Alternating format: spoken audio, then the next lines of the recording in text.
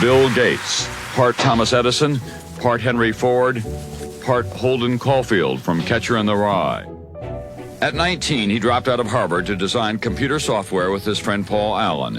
They came up with a system that operates 90% of the personal computers today. Microsoft was making a lot of money then. They were charging $200, $300, $400 for, say, a word processing package that really was costing them about 50 cents to print on floppies. Hardworking, modest, easygoing, it would seem to a fault. Of course, he does have at least one secret. But we'll fix that. Is it true that you can leap over a chair from a standing position? It depends on the size of the chair, but this chair, probably so. Yes! I took a step before I did it. It's okay. Bill Gates wasn't just one thing. He was a brilliant guy, had great parents, family values, but he was a killer. He basically was a ruthless guy, and so was Microsoft. No. Somebody's confused. Somebody's just not thinking. I mean, there's no way. We'll figure it out. You guys never understood. You never understood the first thing about this.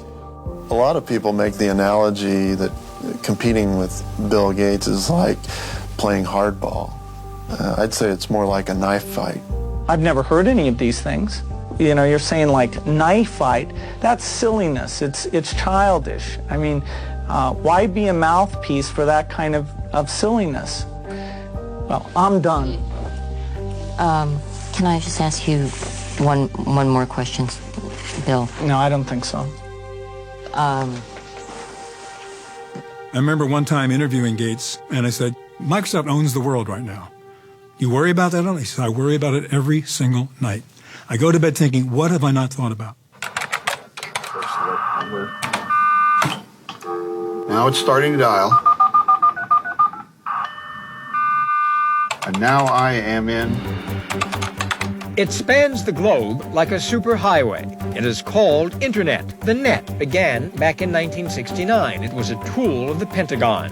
But nowadays, just about anyone with a computer and a modem can join in. The internet was a really dorky, hard to use, and extremely nerdy thing. None of your friends would have been on this, just fellow people in tech. The internet really was not a huge factor in the early 90s, but Netscape changed things. They're calling him the next Bill Gates. 24-year-old Mark Andreessen. 15 months ago, Andreessen, fresh out of the University of Illinois, helped start a company called Netscape. At 11 a.m. this morning, the company's stock went public and Wall Street went bonkers. So what does Netscape produce that now makes the company worth $2.9 billion? This, the Netscape Navigator, software which makes it easy for people to connect to the global computer network called the Internet. Microsoft has a long history of feeling threatened by hot new upstarts. You could easily argue that Bill Gates' game plan was world domination. These guys can be taken, but the only way we're going to take them is by studying them. Know what they know, do what they do, watch them. Take every one of their good ideas and make it one of our good ideas. Microsoft came down and essentially said to Netscape, hey, you know, we can be friends or we can be enemies. And if we're going to be friends, that's great.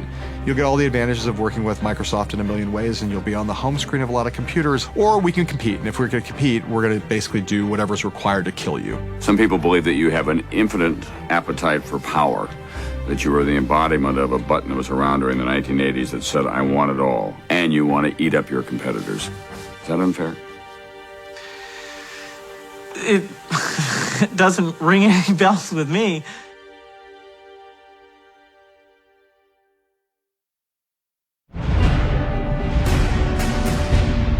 The first day back. How's it feel? What do President Clinton, conservative radio personality Rush Limbaugh, and rock star Billy Idol have in common? They've all got electronic mail addresses on computer systems linked to the Internet. Who are these other people that are on it? Other people just like you who But bought a how'd they computer. get on it? Who regulates this internet and who decides who gets on this highway and who doesn't? Well, the services we're talking about today are commercial services, so you spend money to get on there. So there's no real regulation per se. You use your phone line and your computer and you get online. CompuServe was for the tech-savvy people, Prodigy was for shopping, and AOL was the first one that had a vision to get everyone connected.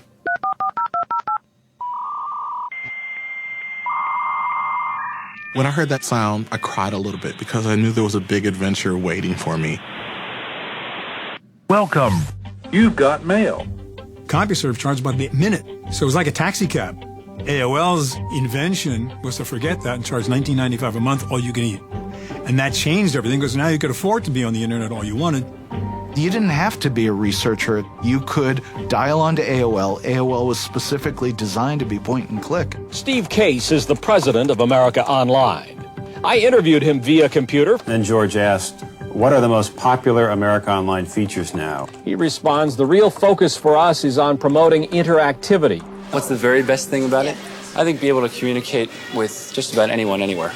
One of the things that AOL realizes is that America Online can't be all 200 plus million people at once. You need little neighborhoods. And so chat rooms become internet neighborhoods where people who share interests create their own little space. You can either click on the chat button up here or go to the people connection. That's what America Online calls it. And when you get here, click on list rooms. You'll find different categories of rooms. When I was a kid, I didn't know any other black gay people. And the only people I knew were the folks that I met on America Online. I didn't come out to my mother till much later, but I was out on the internet. In many respects, AOL was, one of the first social media companies. Computer communication is not like human communication. There's no facial expression to help you know which way something ambiguous is meant. So the isolated communicators of cyberspace have come up with little signs made out of punctuation marks. They're called emoticons. You were using text to have a conversation that felt like a face-to-face communication. You could see the start of this new online culture. It's a technological revolution that's changing the way we do everything, from making friends to falling in love. He was nice, and he never gave me any of the come-on lines. It was always friendly. And no, wait. You're telling me that guys use pickup lines on a computer? Mm-hmm. As the internet grows, I'm finding information. I also want to find love. I just happened to stumble on Michael's address. I picked him out of the blue. I read his profile, and I was completely floored. Many of the businesses of the internet work on connecting, for the first time, total strangers who have very narrow interests in common. AOL was what was called the walled garden. Picture this, you're paying a monthly fee for something with a limited number of things to do. But no matter how many things they put inside their garden, it could never come close to the hundreds of millions of things that would pop up on the open internet. The thing about the World Wide Web is that it has no central organizing body. It's chaotic. If you are running a website, how is anyone going to find you? Stanford grad students Jerry Yang and David Philo like spending hour after hour discovering interesting places on the internet, so that is how they stumbled onto a fortune. Their $1 million idea is called Yahoo. Yahoo came in at just the perfect time. They literally made a list. It was just simply a listing. It was Jerry and David's web listing, and they named it Yahoo after rednecks, Yahoos. Yahoo was an exercise in organizing the internet. It quickly became the leading way to find things, and it was a directory-based system. It wasn't a search-based system. The idea was to curate the whole web. Wall Street now values Yahoo at around $700 million, even though the company is barely profitable. With the success of Netscape and the growth of these digital upstarts, Yahoo, there was this energy that was not all in Seattle. It's not really Silicon Valley versus what's going on up at Redmond, Washington. It's more mankind versus Microsoft. So Silicon Valley is just one outpost against the evil empire to the north. This is Silicon Valley, the heart and soul of the nation's computer business. Here, Microsoft is respected and feared as a powerful giant whose every footstep sends shivers through the entire industry. There's this emerging war, basically, between the Silicon Valley culture built up around the web and the Microsoft culture up in Redmond. And it's not just a cultural clash, but an economic clash, a technological clash, a clash for power. Bill Gates had to turn Microsoft like a supertanker around to have it address the internet. And the way they did that was by coming up with Internet Explorer, which they presented as the world's best browser. It wasn't.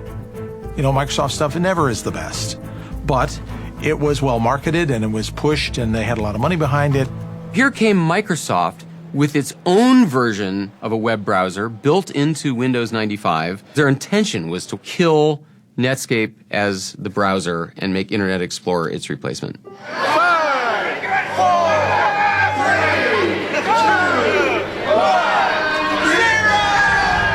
A consumer feeding frenzy. Many computer stores, like this one in Miami, opened at the stroke of midnight so customers could be the first to get their hands on Windows 95.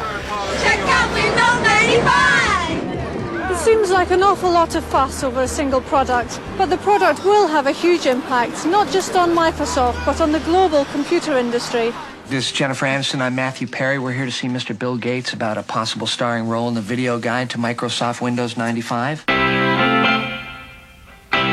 All of the employees of Microsoft have been invited to a huge party in a tent over there on the Microsoft campus. And guess what song we could hear blaring out of there? You got it, Rolling Stones, Start Me Up. Windows 95 was the most successful software launch to this day.